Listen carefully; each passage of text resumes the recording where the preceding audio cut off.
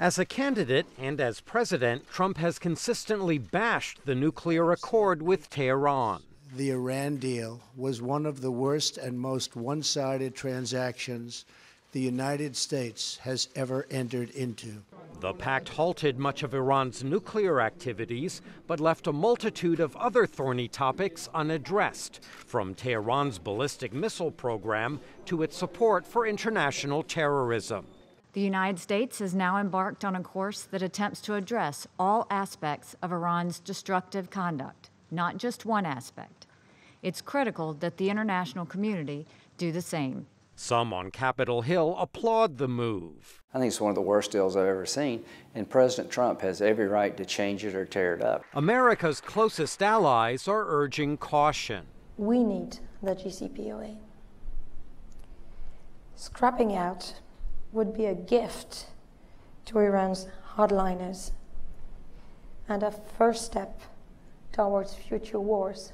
That argument is echoed by prominent Democrats in Congress. If you weaken diplomacy, you raise the risk of unnecessary war, and that's what this president is doing. If we take a step back from the deal, Iran will take a step back.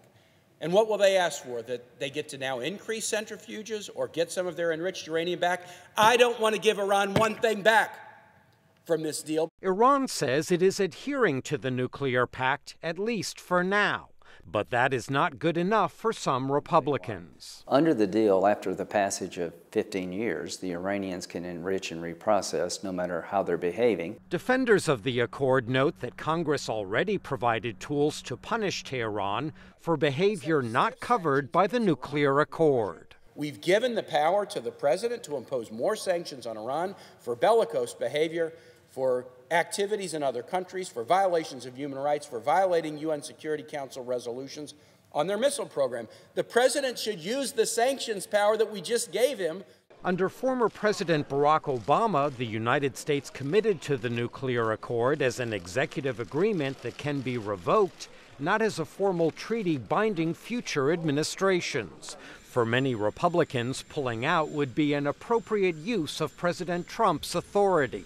According to many Democrats, it would be a dangerous mistake. Michael Bowman, VOA News, Washington.